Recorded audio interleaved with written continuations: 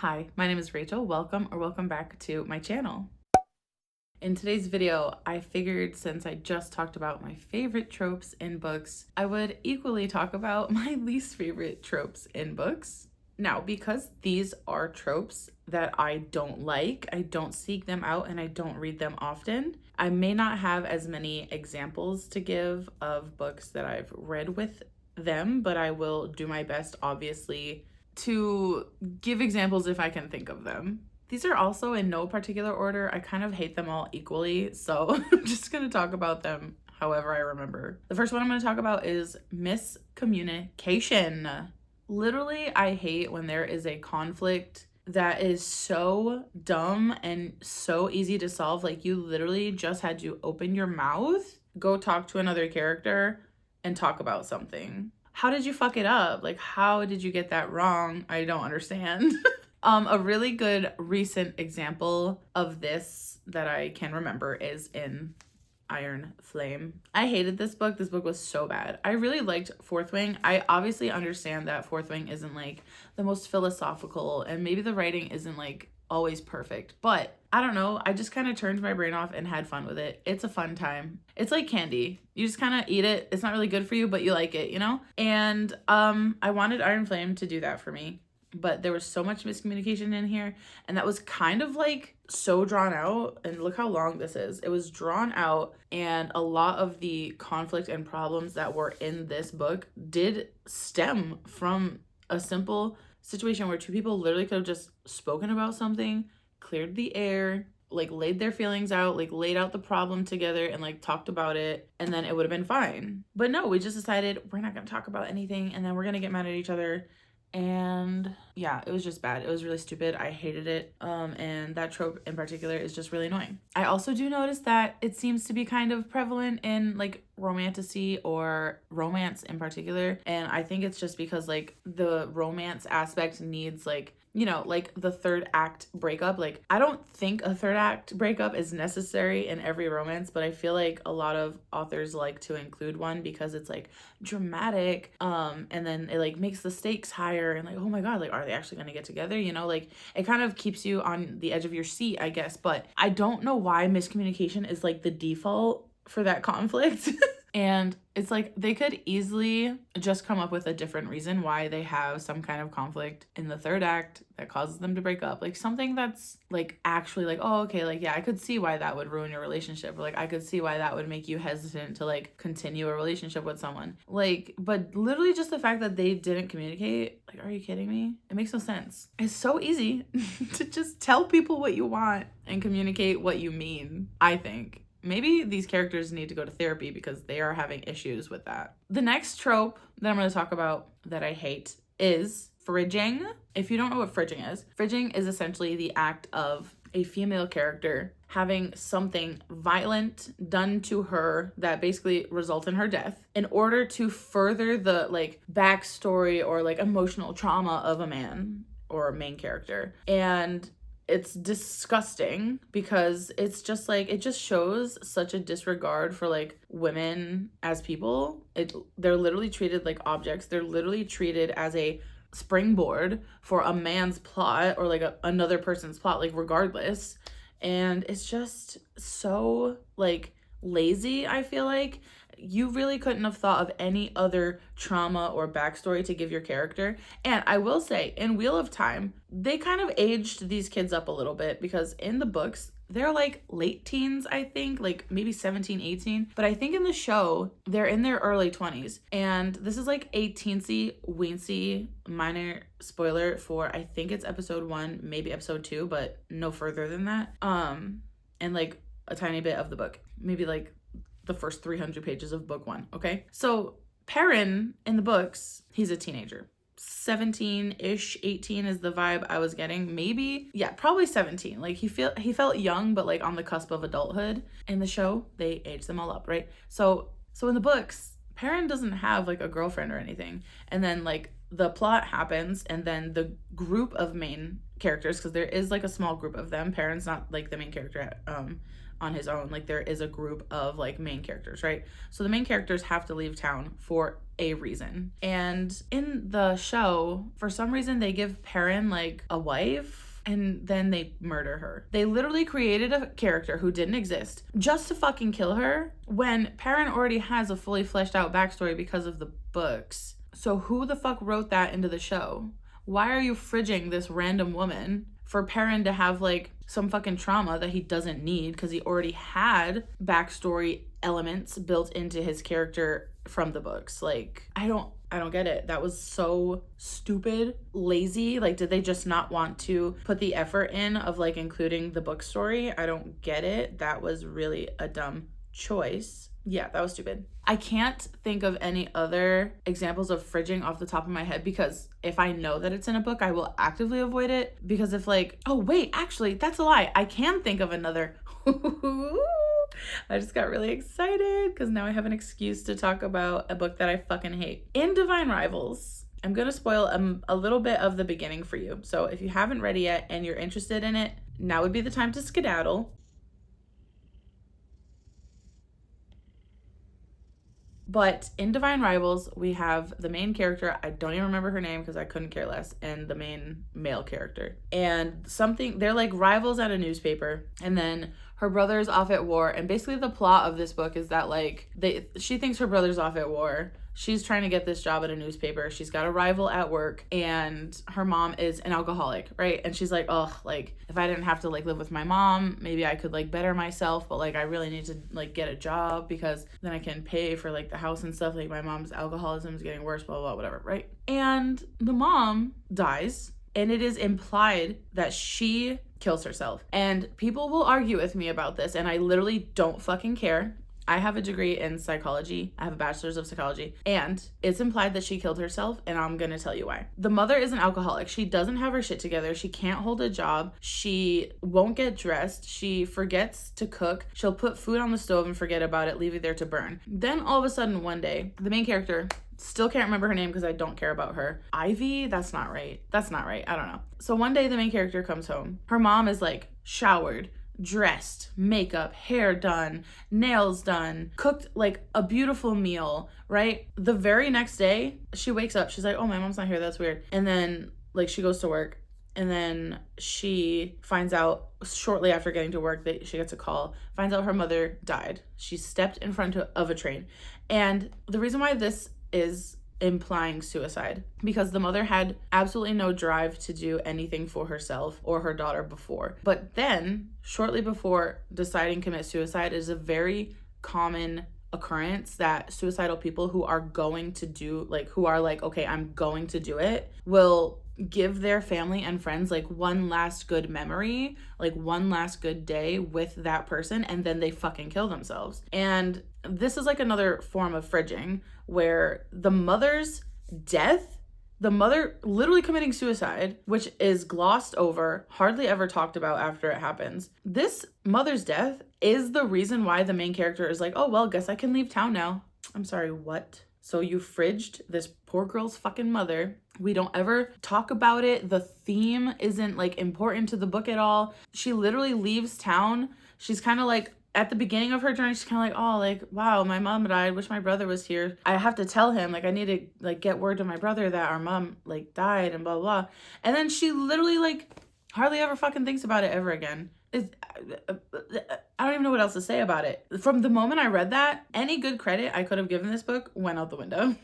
I don't fucking like it. They fridged the mom. They implied that she killed herself. They don't talk about it ever again. The main character uses that excuse like, oh, well, I'm not tied to this city anymore because my mom died. Like now I can go do what I want to do. So that is fridging. You know, that's a form of fridging, even though they're not like lovers. The mother being her like anchor and like burden, then killing her off and then so she can leave and further her like plot, like that's still fridging and I don't like it. So yeah. I will say, if you love Divine Rivals, like good for you. Couldn't be me. Could not be me. I think besides that, even if you took that out of the book, I still didn't like it. My next least favorite trope that I want to talk about is surprise pregnancy. Now this is funny because in real life, I lived this trope. I had a surprise pregnancy and I hated it. I did not like being surprised with that big of a responsibility. Obviously love my child so much. He is my world. He is my reason for living. I love him. I would do anything for him. I would take a bullet for him. I would someone for him, you know? But being a mother is such a big responsibility, and it's a choice that a lot of people like don't want. Like a lot of people don't want to have kids, and I understand. And if people don't want kids, that's fine. That's the right choice for them, because it is very hard and you have a lot of responsibility that comes with it. And there have been times through my 5 years of being a parent so far that I've been like, oh, god damn, like parenting is not a fucking walk in the park. It's hard. It's hard work all the time. You have to work on like being the best for your kid and like keeping them safe, making choices for them, right? So when you have a surprise pregnancy in a book, I feel like 90% of the time people are like, oh my god, I'm pregnant. Okay, everything's fine. I'm really happy. And like that's not always the case. I think it's misrepresenting a lot of people's real experiences, like myself, because I found out I was pregnant and I cried for 3 days straight because I didn't know if I wanted to have a kid. I thought I didn't want to have a kid. I was told I couldn't have kids. So my kid was not only a surprise, but kind of a fucking random miracle. And I love him. I would do anything for him. And I'm glad that I chose to be his mother, right? I think being surprised by the weight of that like decision, you know, like the weight of that like future of like X amount of years of responsibility and, you know, a lifetime of motherhood. That's like epic. That's huge. That's a large thing to like thrust on somebody, and living through that surprise pregnancy was rough. And then on top of that, I also had a very sick pregnancy. I was very ill. I had hyperemesis gravidarum, which if you don't know what that is, basically you have morning sickness times 700, but it's not just at the beginning. I was throwing up until the day I fucking gave birth, and like it ruined my teeth. It's caused a lot of like heartburn and reflux issues. I even threw up so hard one time while I was pregnant that I blacked out, hit my head on the toilet, had a huge bruise under my eyebrow, and my whole face had red spots all over it because I threw up so hard that I popped all the blood vessels in my skin. So like now, I don't think I liked it before. Like 5 years ago, I definitely was like, ugh, like surprise pregnancy, like whatever. But I didn't hate it as vehemently as I do now. And the reason for that is because I lived that experience, and it's just such a big, like life changing situation. For every single surprise pregnancy I've ever seen talked about, it's like, oh, I'm pregnant, yay, and then like they just move on about their lives, and the women completely like change their entire personality to be a mother. They like let go of their hopes and dreams. They stop chasing like after a job. They're like, oh, like I'll just be a wife now and a mother. And it's like, I'm a stay-at-home mom and I'm a mother. No, those are the same thing.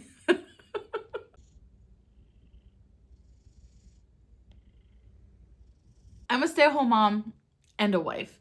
And for a long, long time in my life, I didn't want that. But being pregnant while working, I was working at my local library, which was literally the best job ever. And I really hope to get back into a library job someday. But I chose to quit my job near the end of my pregnancy. I had to quit because of medical reasons. Like towards the end of my pregnancy, I had to be on bed rest, and I just had complications that I needed to be at home for a while. So I was planning to go back when he turned into a year, right? Then we had the Rona and that situation. So my circumstances led me here. And I'm really grateful that my husband supports us so I can do this. But what if I didn't want to? Like, what if I got pregnant and I was like about to get like this Fortune 500 job? Or what if I was like up for a promotion, CEO? People look differently on women when they are pregnant, and they're like, oh, she's not going to take work as seriously because now she's going to have to leave early for appointments for the kid, and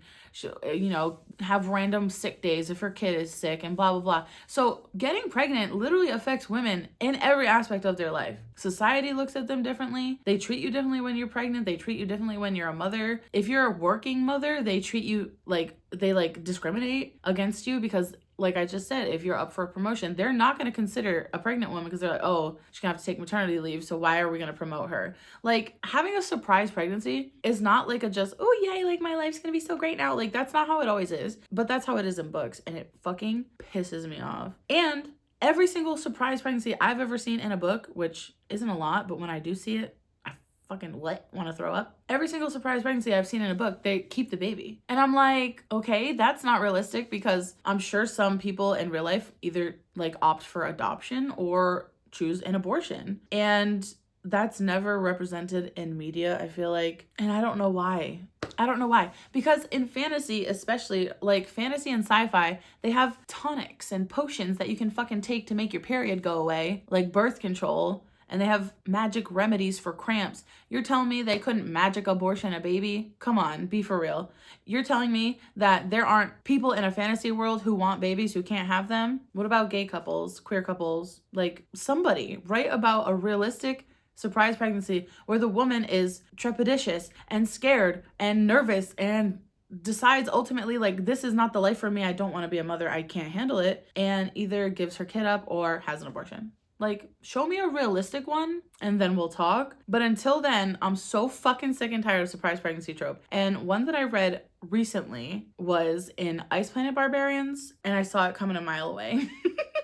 I saw it coming a mile away because near the like 30% mark, the main character makes this remark where she's like, oh, he's an alien, I'm human. No way he could get me pregnant. So now we get to have sex with no condoms. How are you gonna put that line in there and then try to have me act all surprised when a fucking baby shows up? Like, I just feel like surprise pregnancy is so boring. Also, like, I'm reading this book because I want like magic and adventure and like sci-fis and blah blah. Like, I don't want to read about something I lived through. I don't want to read about something that happens to people every day. I don't want to read about something that is just always this pivot for these characters where it's like, oh, I'm pregnant, guess I'm gonna be a mom now, and then they're just like, hee, everything's great. And I'm like, that's not real. That's not realistic, and it pisses me off. And I get, like, you don't have to have realism in books. Books don't have to be realistic. But for a trope that occurs so often in romance and smut, like, come on, at least if you're gonna do it, like, I don't know, make it unique. Do something different. Jesus Christ. Have her give birth to a fucking antichrist that tries to kill her immediately after she gives birth, and then something. Give me an alien, you know, like the movie Alien, like, can you tell I hate this trope? Another trope that I don't like is when there's a chosen one, but they don't know they're the chosen one at first, and then they find out, and then, like, ta-da, they're just suddenly good at everything. I don't know what to call that trope. Maybe like plot armor, I guess, where the chosen one doesn't have to like learn anything. I want to see the chosen one training, learning how to use a sword, learning how to use magic, even if it's not like so involved and so super in depth. Like, at least show me that those efforts are being made, because how much do I have to suspend my disbelief? That's not the right saying. That's not the right. Suspend my belief? I said dispend my disbelief. 2 double negatives? Does that make it positive? I don't know. How much do I have to suspend my belief to hear about a 17-year-old kid who has never picked up a sword a day in their life, find out that they're supposed to defeat the Dark Lord, and then whoop-da-da, what do you know? He succeeded, and he didn't train anything. He just got really lucky, and he's just naturally so talented, and like, it just came so easy to him. Oh my God, like, he's a chosen one. That's so tired. That's so boring. That's so lazy. I want you to show me someone training for something. I want you to show me them learning and failing and making mistakes. You only learn when you do something wrong, and then you figure out how to do it correctly. Like, my God, it's so simple. Just do it. just do it, you know? Another trope that I despise is internalized misogyny in girls or girl hate for no reason. Again, I'm going to use Iron Flame as an example. There is so much unnecessary girl hate, jealousy, internalized misogyny, bullshit in here for 95% of the book. And then at the end of the book, all of a sudden the characters are like, maybe we should try to get along. So it's like, you did all that. You dragged me through that cringy, obnoxious dialogue and inner monologue and hatred and all that. You dragged me through all that for nothing. Now you're trying to undo it. Like, what the fuck? Why? So unnecessary. I just want to see a book where, like, a girl sees another girl and they're like appreciative of them. Like, oh my God, look how beautiful she is, queen. Like, you know, can we just have that? And It's so unrealistic in books for characters to be like use the fact that, say for example, like a female main character is dating a male main character and he has an ex-girlfriend. Of course, because like it happens. It's part of life. For the girlfriend to use that as an excuse to hate that girl, like unless she's like actively doing something bad or wrong. And even then, the ex-girlfriend too, like she has no reason to hate the new girlfriend. Like your beef is not with each other. Your beef is with that man, you know? Because he's obviously doing something that's making you both feel this way, or you wouldn't feel that way. In a secure relationship, a girlfriend or fiance, wife, whatever, is not going to feel that way. Like if you run into an ex out in public and you like literally like, oh shit, hey, how are you? How's it going? The wife has no reason to be like, oh, fuck that bitch. If you don't give her one, if you are secure in your relationship, if you're loyal to your person, there's no need for that hatred or animosity. And then like same with the ex, like you guys broke up, your history is over. Like you need to stop holding on to whatever like emotional baggage you have from that relationship and just randomly hating these like new girlfriends. Unless it's like, I guess the only like possible time that I would understand the ex being like angry is if the guy cheated on her like with the new girl and then like breaks up with her and then like stays with the new girl, like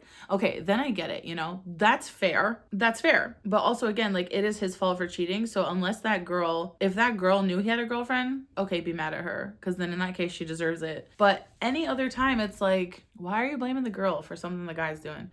Why are you letting history that doesn't exist anymore like piss you off that much? Or even just like rivals in a classroom, like why are you hating on other women? You both have to work twice as hard just to be taken seriously like the men. Maybe you should work together, like be supportive of each other, like help each other out. Like I don't get it. Maybe I'm just saying this because I'm almost 35 years old, so I'm like, I've lived so much of my life now that I'm like, it's just not worth it. You're wasting your time, you're wasting your energy. Like just get along, support each other, be there for each other. Like maybe I've just like experienced it too much in high school and college, so I'm just like over it, you know? I don't know, but the unnecessary girl hate really drives me crazy. And especially when it's supposed to be characters that are older. If it was like high school age kids, okay, I kind of get it. Like I was definitely a bitch in high school and I held grudges on girls who were mean to me for so long. So like I get it, but I don't know, when the characters are supposed to be like in their early 20s, I'm like, can you not? Can you get over yourself?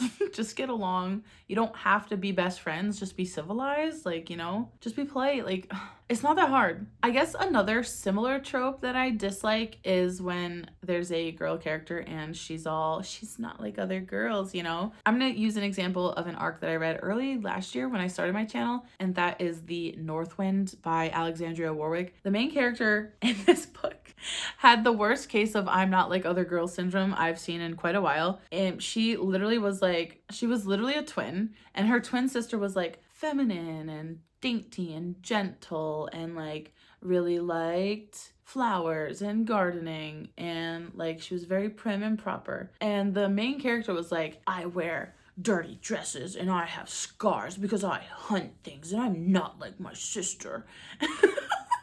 And on top of that, she was a self-proclaimed alcoholic. I'm not judging, but in her own words, such an alcoholic. I just think about wine all the time.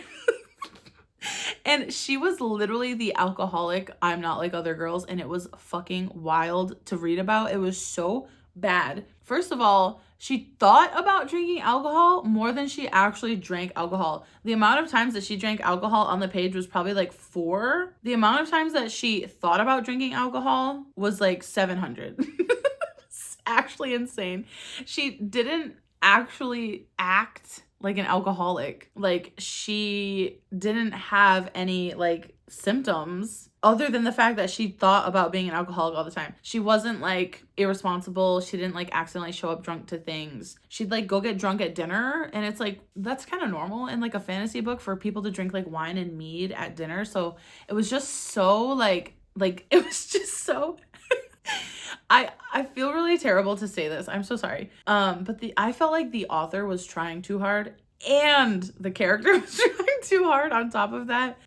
Yeah, it was something. It was something else. And it was supposed to be this like Hades x Persephone retelling, like this dark, mysterious, like winter lord, and this like rough and tumble, not like other girls, tomboy, alcoholic, fall in love. And it's like, it was so unbelievable because the main character just had no development. Her entire personality was just, I'm not like other girls. And then suddenly at the end, by the way, at the end, this is a like minor spoiler, but it gets to a point where it's like blah, blah, blah, blah, and then she's like, oh, suddenly I don't want to drink alcohol anymore. It's like, I need to change my life. And I'm like, you've had alcohol like 4 times this entire fucking 400-page book. I think you're okay.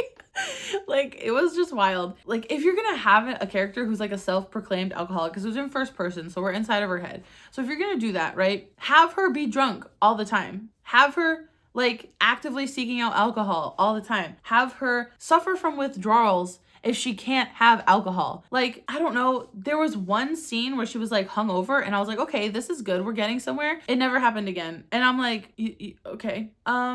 It was very bad. I didn't enjoy it. So yeah, the I'm not like other girls trope in that situation was like compounded on itself with the alcoholism, and the alcoholic I'm not like other girls is 10,000 times worse than regular I'm not like other girls. But even so, I hate when a character is like, I don't like dresses, I don't like girly things, I might be a girl but I'm not feminine. And it's like, it's okay to like not like those things, right? It's okay to not like those things.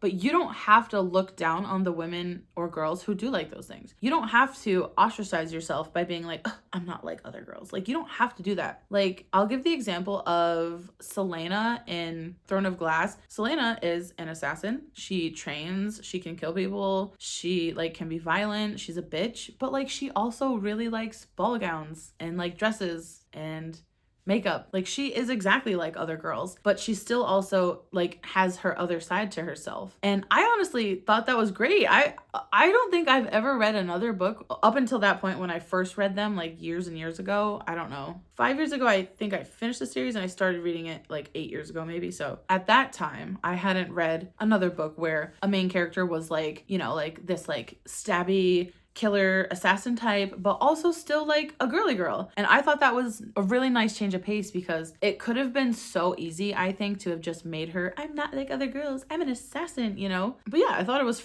like refreshing to see in a book for once, because I feel like so many times there's I'm not like other girls. A book that I DNF'd because it was giving I'm not like other girls left, right, and center, I think, is Graceling by Kristen Kishore. I read about 75 pages of that and immediately I was like, no, I can't do it. I can't do it. The main character is like, she's like a kind of a royalty person, but like to the side, she's like adjacent, and she's always like, I just want to go ride my horse. I just want to go like kill people and stab things. And there's a ball. I hate balls. Blah, blah, blah. Like, it was just like, can you not? Like, you don't have to like the ball. You don't have to like dresses. But it's just the condescending tone that comes with it that pisses me off. It's so easy, like, as a woman to see other women like loving things that I don't like and just be like, wow, I love that for you. I don't have to sit here and be like, oh, I'm not like you. I don't like dresses. I don't wear lots of makeup. I couldn't ever spend 3 hours on my makeup like you do. Like, why would I ever say that? That's so stupid of me. It's 10 times easier to just be like, oh my God, you look so pretty. I love that for you. And move on. Move on with my life after that. But I feel like the problem that I have with the I'm not like other girls trope is that usually it's like a first person situation, so you're spending a lot of time inside of their head, and I feel like they spend too much time trying to rationalize all of the things that they don't like and rationalize their like looking down upon those things so that way they feel better about themselves in a way. I don't know if that makes sense, but yeah, it's just overdone. I feel like it's kind of this stereotype almost of young women, men a lot of the times, like, oh, women think they're so great, you must think you're so special. Like, so what? If a woman thinks she's great, cool, that's good. It's great to have confidence. Like, why does it matter to you? And so I feel like the trope plays off of that like misogyny, and also plays off of that like stereotype of young girls and young women, and I just don't like it. I don't like it. And since I did just talk about the internalized misogyny, girl hate, I feel like I'm Not Like Other Girls happens a lot in books, and it's like comorbid with girl hate and internalized misogyny for some reason. And the last trope I'm going to talk about is pop culture references. I hate pop culture references in books. If I'm reading like a magical realism where it's set in our world, but there's supposed to be magic, like I don't want to hear about TikTok. I don't want to hear about YouTube. I don't want to hear about Barbie. I don't want to hear about fucking Harry Potter. Like I just don't. Like don't talk about it. Like you can talk about things like, you can say the internet, but when you say YouTube, I check out. You can say I need to text someone, but when you say I need to call you on my iPhone. Like, why are you name dropping? You could just say phone, because we can all picture what a fucking phone looks like. You can say internet. We all know what Google is. We all know what YouTube is. Like, you don't need to name drop like pop culture things. Or if people talk about like real life celebrities in books, I dissociate so much. I'm like, I don't want to be here. I don't want to be in the real world. I'm reading a book that told me it was magical realism. I'm waiting for the magic to kick in, and I don't need pop culture references to help me understand the world because I live here.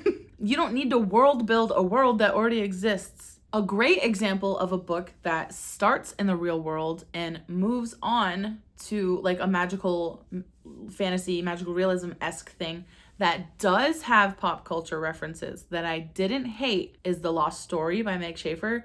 I think because the very few references that are in there, those were more so to help personalize and humanize characters. Like the main character, Emily, loves Stevie Nicks, okay? She loves Stevie Nicks. That's her favorite artist. That's something for her specifically to help like characterize her and humanize her as a person. Okay. I don't love pop culture references, don't get me wrong, I still don't love them. But in that situation, I was like, okay, whatever. I'm just gonna ignore it. And they also mention a Trapper Keeper, which was like a brand of folder thing from the like 80s and 90s, because it's relevant to the story in that way. I won't spoil, but like that reference in particular is actually relevant to like the plot and what's happening. So in those two like instances, I was just kind of like, okay, fine. But a book that did this a lot that I actually really hated every time it popped up was the City of Bones series by V.E. Schwab. I think the books are really cute. Don't get me wrong. I think they're cute. They're a little scary. I mean, I'm a grown up and those are middle grade books, and I was definitely creeped out a couple times. But every other page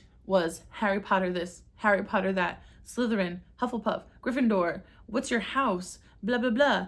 And I'm like, can we move on? Can we move on from Harry Potter? Why are we still bringing it up? Yes, I still have all of my Harry Potter things that I've had for like a decade now, before J.K. Rowling started spewing her bullshit on the internet where everyone could see it and like we found out who she really was, right? Like, yeah, I still have my stuff, okay? I purposely have it out of frame. I don't show it. I don't want to like advertise it. I'm not gonna like go throw it in the trash because I had it before. You know, I'm not gonna be like, I'm a Gryffindor, oh my god, because it just, we don't need to talk about it anymore. Like it's over, let's move on. And it's just tiring.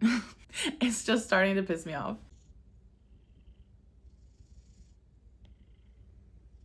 There were a lot of pop culture references in the movie for that one book. Oh my god, what's it called? The kid plays the video game and at the end he like has to meet that guy, the old guy, and he like wins something kind of somehow. There were a lot of pop culture references in that, and I didn't like it. I didn't like it a lot at all, which is weird because I am currently interested in reading Dungeon Crawler Carl, and I heard that there's some in there. But I think because of the nature of the story, I think it will work for me in that scenario the way that it worked for me in The Lost Story. So for this one, it's a case of, yes, I don't like it and I prefer not to see it, but occasionally I'll read it and I can tolerate it. So I think this is probably like the lowest on this list as far as my hatred goes. I don't like it. I prefer not to see it, but every now and then, depending on the nature of the story and the personality of the characters, like it can be fine. I've never been like, oh my god, yes, this is amazing. But I have read a few where I'm like, oh, that's not so bad. I can deal with that. You know, does that make sense? I feel like I'm over explaining this, but yeah, it kills me every time. Whenever I see like a celebrity's name or someone mentions TikTok, I'm like, I don't want to read about that. And on top of that, I think it dates the book because whatever celebrity or pop culture thing is like relevant to you in that moment while you're writing it is not going to be relevant in like 5 years. I mean, sometimes it could be like, you know, say if you brought up YouTube in a book that was written 10 years ago, YouTube obviously still a thing. Here we are. But it really is just dependent because you could bring up like, I'm trying to think who's an old celebrity from when I was a kid. Like, let's say a book came out today and they were like, oh yeah, Brooke Shields. Like, Gen Z's not gonna know who that is without Googling it. You know, and like, I know who she is, but she was definitely like before my time. But I know who she is because like my parents' generation talked about her. And she was still kind of like on TV sometimes back then. But yeah, like that's gonna date your book. I don't know. Does that make sense? I'm like, if you have to write a book set in this country, like talk about locations, sure. Talk about cities, states, the weather. Like you could say cell phone, you could say phone, you could say internet. But for you to like name something specifically, it just roots your book so hard into one specific place and time that I think it works against you in the long run. So note to authors, if any authors are watching this, please try to avoid them unless it's integral to the plot or integral to a character's personality and humanization. Thanks. I'm sure I could list a few more, but for now, that's all I'm going to talk about. If you've made it this far in the video, please leave the pink heart emoji down in the comments, and I'll see you in the next one. Bye!